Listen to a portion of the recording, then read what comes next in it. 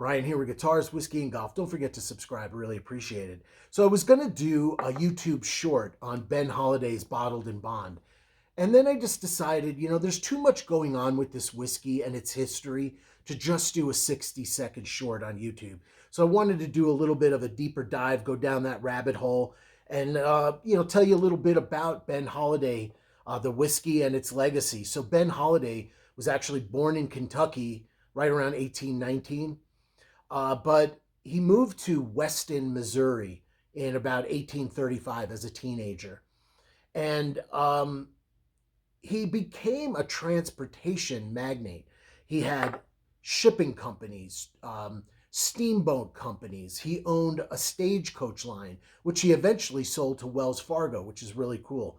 So this guy became the largest private employer in the United States in his heyday in the 1850s, which I think is amazing. A guy moves from Kentucky to Missouri in 1835, and he ultimately becomes the biggest employer in the United States at the time. Just that's the really cool thing about whiskey in America, is that there's so much American history tied up with whiskey and the people that originally were producing whiskey in the 17 and 1800s. So Ben Holladay with his brother opened up a distillery in the 1850s, and it stayed in the Holladay family all through the turn of the century. But somewhere after the turn of the century, it changed hands, and ultimately has changed hands a few times. So it's no longer in the Holladay family, but they are still producing the whiskey out of Weston, Missouri, with the the Holladay legacy from that area. So, really, really interesting story. By the way, I've been to Weston, Missouri. It's about a half an hour, 35 minutes north of Kansas City. Great little town. If you're ever in Kansas City, head out to Weston. It's an old-timey Western town with that old-timey downtown and Western-looking storefronts with bake shops and, breweries, distilleries, restaurants, etc. So the whole area is kind of rural, but very, very beautiful and very, very cool. So enough of that. So let's get into this. So Ben Holladay, Missouri Bourbon, Bottled in Bond. This is a 6-year though. So rather than being the minimum 4-year for the Bottled in Bond, it's 6 years. It's 100 proof, obviously. The bottle gives you a lot of information as far as when it was distilled. This was distilled in 2016. And when it was bottled, it tells you what rickhouses the whiskey was aged in this case, floor 5 and floor 1. So you have a blend of whiskey that was aged about 3/4 of the way up the rickhouse for more intense flavors, more rapid aging, and more intensifying of the proof point. And then a bunch of the whiskey was at the lower levels where it ages slower. So let's get into it. I love the nose. Orange peel.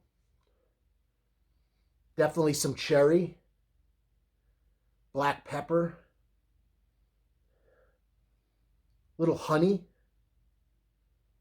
And a strong element of kind of a tobacco element. There's a spicy aroma coming off the nose. So the nose to me is not super sweet. It's got, like I said, that citrusy orange peel, black pepper, oak,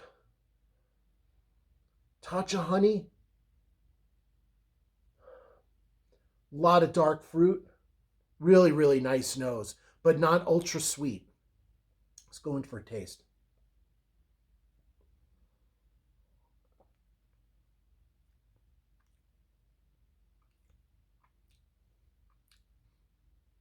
I love that.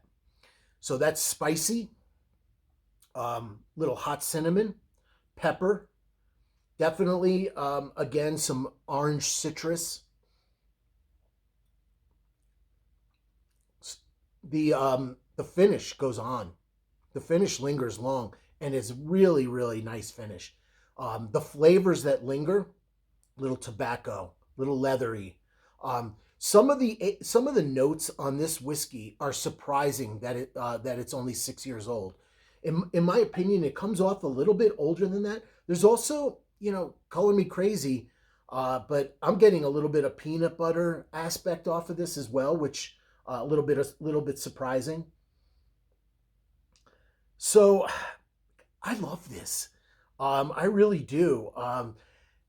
This has gotten a lot of positive reviews on YouTube, but some people, and maybe rightly so, have criticized it a little bit because it's $59 retail plus tax, obviously. Um, and, I get it. There's so much competition. There's so much great whiskey being made at that $60 price point. So whether this is a good value or not is very subjective. If you follow that rule, $10 per year of age, 6-year bourbon, $59. Okay, then it falls within that measure of value. Another measure of value is how much do you like it? I like it a lot. So all of a sudden, the $60 price tag for me feels like, okay, um, am I going to buy this and stock it and have 4 bottles of it in my house? No, probably not. I might not buy this all the time. I might not always have it in stock, but I could definitely see myself periodically keeping Ben Holladay's bottled in bond bourbon in my collection. I enjoy this whiskey a lot. So for me, it's a buy, even at its price point, but that's subjective. Some people may say, you know what, at $59, there's just too many other whiskeys that I enjoy more, and that's fair. I'm enjoying this though so much that I can't see myself not buying it, at least, a couple times a year or something like that, and having it. I have quite a few bottles in my collection, so a bottle doesn't necessarily just disappear in a week or whatever. Sometimes a bottle may linger around my house for a year, so I may not need to buy it again. But this one, I have a feeling, is going to go quick. I'm really enjoying it. It's got layers of flavor. It's got a lot of character. The finish is really long. The mouthfeel on it is chewy and very, very nice. So cheers, everyone. Ben Holliday Bottled in Bond Missouri Bourbon. For me, it's a buy. You got to try it at least once. If you don't love it, then maybe you're not going to buy it again. But if you love it, you probably are going to buy it again. So cheers from Guitars, Whiskey, and Golf. Take care, everyone.